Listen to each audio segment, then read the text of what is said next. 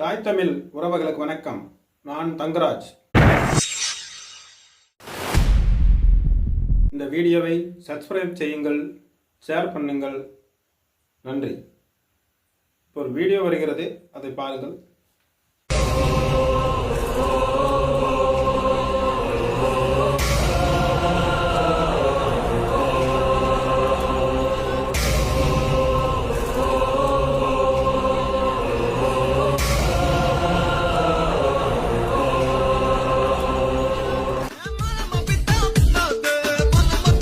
Sir, எல்லாம் ready.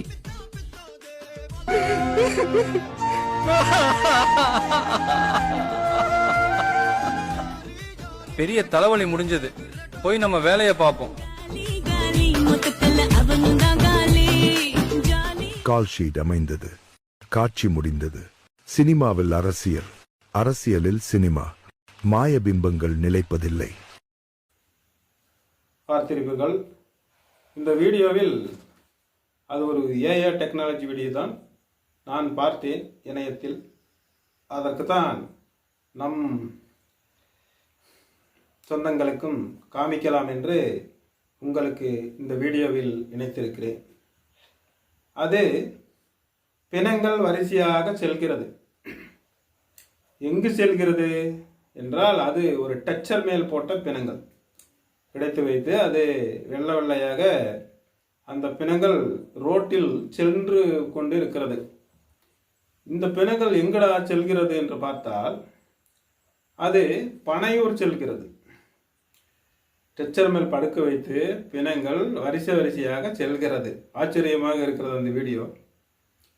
அது சாரசாரையாக பனையூர் பங்களாவுக்கு செல்கிறது. விஜய் நம் கரூர் மக்களை அழைத்து பனையூரில் வைத்து ஆறுதல் சொல்வதற்காக அழைத்து கொண்டு சென்றிருக்கிறார்கள். அப்படி இருக்கும் பொழுது இந்த பிணங்களும் கூட செல்கிறது. அந்த கரூர் மக்கள் சென்றிருக்கிறார்கள், அவர்கள் ஆத்மாவும் அங்கு சென்றிருக்கும் என்பது போல இந்த பிணங்களும் அங்கு விரைந்து சென்று கொண்டிருக்கிறது. இது என்ன உணர்த்துகிறது என்றால், ஒரு அரசியல் பிறக்கிறது என்றால் மக்களை துன்பங்களிலிருந்து நிவர்த்தி செய்ய அந்த அரசியல் பிறக்க வேண்டும். அப்பொழுதிருந்தே வெள்ளக்கார ஆட்சியிலிருந்தே எத்தனையோ மன்னர்கள் நம் நாட்டை விடுவிக்க போராடினார்கள், சண்டை செய்தார்கள். அழகுமுத்துக்கோன், தீரன் சின்னமலை, வெண்ணி காலாடி, சுந்தரன் லிங்கனார், நம் மருது பாண்டியர்கள், வேலுநாச்சியார் போன்ற அந்த ஆளுமைகள், நம் தமிழின முன்னோர்கள் இந்த நலத்தை பாதுகாக்க சண்டையிட்டு இருக்கிறார்கள், வீரத்தோடு போராடி இருக்கிறார்கள். அப்படி இருக்க அரசியல் பிறக்கிறது என்றால் அது மக்கள் கூட்ட இனத்துக்கு, நாம் வாழும் இனத்துக்கு நன்மை பயக்க உள்ளதாக இருக்க வேண்டும். ஆனால் விஜயின் அரசியல் அப்படிப்பட்டதாக தெரியவில்லை.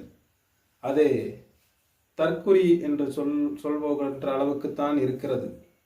தற்குறி என்றால் தன்னை யார் என்றே உணராதவன் என்று பொருள். யார் என்றே உணராதவன் என்ன செய்வான்? இப்படித்தான் செய்வான். இவன் போய்தான் கரூரில் இந்த கொடூர சம்பவங்கள் நடந்துவிட்டது.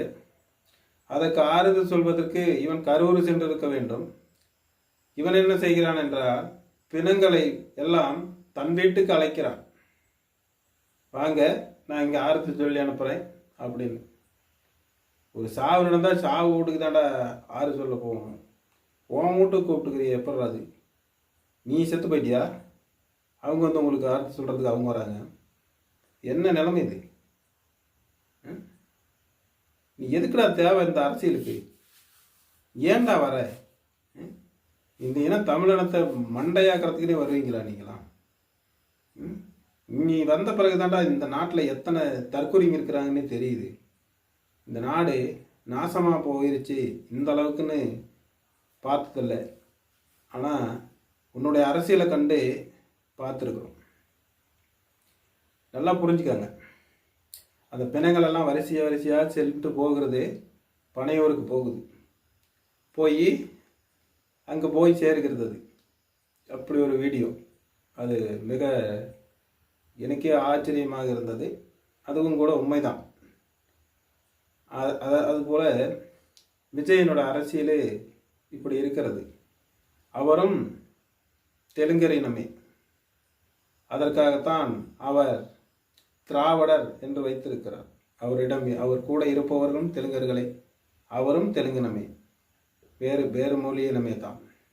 ஏனென்றால் அவர் தாயும் தெலுங்கினம் என்று தான் சொல்லியிருக்கிறார். அவர் தந்தையும் எனக்கு தமிழை தெரியாது என்று தான் சொல்லியிருக்கிறார். ஆக இவரும் ஒரு வேற்றினத்தவன் தான். ஏனடா எங்களை எல்லாம் இப்படி வேற்றினத்தவர்கள்லாம் எங்கள் தலையில் ஏறி உட்கார ஆசைப்படுகிறீர்கள்? இந்த தமிழகத்தை ஒரு தமிழன் ஆளக்கூடாது அப்படின்னு நினைக்கிறீங்க எல்லாமே. நீ யார், எங்கிருந்து வந்தாய், இதெல்லாம் கவலை இல்லை. ஆனால் இந்த மக்களை நீ செமப்படுத்த மாட்டாய், சரிப்படுத்த மாட்டாய். என்ன செய்தாலும் நீ எங்கு சென்றாலும் அங்கு ஒரு பிணம்தான் விழுகிறது. நீ பிணத்தை மேல்தான் அரசியல் செய்ய வருகிறார். மக்கள் மனதில் அரசியல் செய்யவில்லை. உன்னுடைய பிள்ளைகளுக்கு நீ நல்ல அரசியலை புகுத்தவில்லை. ஆகையால் எல்லாம் நாராசமான அரசியல். அந்த பிணத்தின் மேல் அரசியல் செய்தவன் நீ. அப்படி இருக்கையில் பனையூர் கலைத்து ஆறுதல் கூறியிருக்கிறாய். அதில் ஒரு பெரியவர் வந்திருக்கிறார். அந்த கண்ணு தெரியாத அந்த ஆயாவுடைய மகன் இறந்து விட்டார். அந்த ஆயாவை மட்டும் அழைத்து கொண்டு போயிருக்கிறார்கள் பனையூருக்கு. இந்த பெரியவர் நின்று பேட்டி கொடுக்கிறார். என்னை விட்டு சென்று விட்டார்கள், உள்ளே அனுமதிக்க மாட்டேங்கிறார்கள். என்னுடைய மனைவியும், கண் தெரியாத என்னுடைய மனைவியும் என் சொந்தக்காரர்களும் தான் போயிருக்கிறார்கள். என் மனைவி ஏமாற்றி கூட்டி கொண்டு போய்விட்டார்கள். அவருடைய எங்களுடைய விஜய் அவர்கள் அளித்த அந்த பணத்திற்காக என்னை விட்டுவிட்டு அவர்கள் சென்று விட்டார்கள் என்று அவர் பேட்டி கொடுத்திருக்கிறார். இப்படி மக்களே, பிணத்துக்கு வந்த பணம் அது மனிதனுக்கு உதவாது. அது அந்த உயிரிழந்தவருக்கு மட்டும் உயிரிழந்த குடும்பத்திற்கு மட்டும்தான் அது பயன்பெற வேண்டும். அதில் நீங்கள் தேவையில்லாமல் அந்த பிணத்தினால் வந்த பணத்தை நீங்கள் அந்த கண்ணு தெரியாத அந்த ஆயாவிடமும் அந்த பெரியவரிடமும் இருந்து ஏமாத்தாதீர்கள். அவர்கள் சாபம் உங்களை கேட்கும். ஏனென்றால் அவர்கள் தன் மகனின் உயிரை கொடுத்து அந்த பணம் அவர்களுக்கு வழங்கப்பட்டிருக்கிறது. அவர்கள் வாழ்நாளுக்கு அதுதான் அவர்களை காப்பாற்ற போகிறது. ஆகையால் அந்த பணத்தை ஏமாற்றி விடாதீர்கள். அவர்களுக்கு உரியதாக காக்குங்கள். விஜய், நீங்கள் செய்வது பண்ணையார் அரசியல். அந்த காலகட்டத்தில் ஒரு பண்ணையார் வீட்டில் வேலைக்கு இருக்கிறவர் புதுசாக கல்யாணம் ஆனால் பண்ணையார்கிட்ட போய் ஆசீர்வாதம் வாங்கலான்னு வருவாராம். உள்ளேருந்து பண்ணையார் வெளியே இருப்பா, வாப்பா, நில்லுப்பா அப்படின்னு சொல்லி இந்தா அப்படின்னு கையில் எடுத்து அப்படி போடுவாராம். பொற்காசுகள் அப்படி எடுத்து போட்டு போடுவான். அவர் உளுந்து கும்பிட்டு போவாங்க. அப்படி நீ பனையூரில் உட்காந்துக்கிட்டு எங்கள் மக்களை நீ அங்கே கூப்பிட்ற. நீ என்னடா ஆறுதல் சொல்ல போகிற? நீ ஒரு ஆறுதலும் சொல்ல வேண்டியதில்லை. எங்கள் மக்களை விட்டுட்டினா போதும். நீ அரசியலும் வேணாம், ஒன்றும் வேணாம் உனக்கு. நீ என்னமா நடிக்கிறியோ நடிச்சுக்கிட்டு போ. எங்கள் மக்களை விட்டுரு. அவங்க ஒரு நல்ல அரசியல் பக்கம் திரும்பி அவங்க இந்த நாட்டை வாழ வைக்கிட்டோம். எங்கள் மக்களை முட்டாளாக்காது.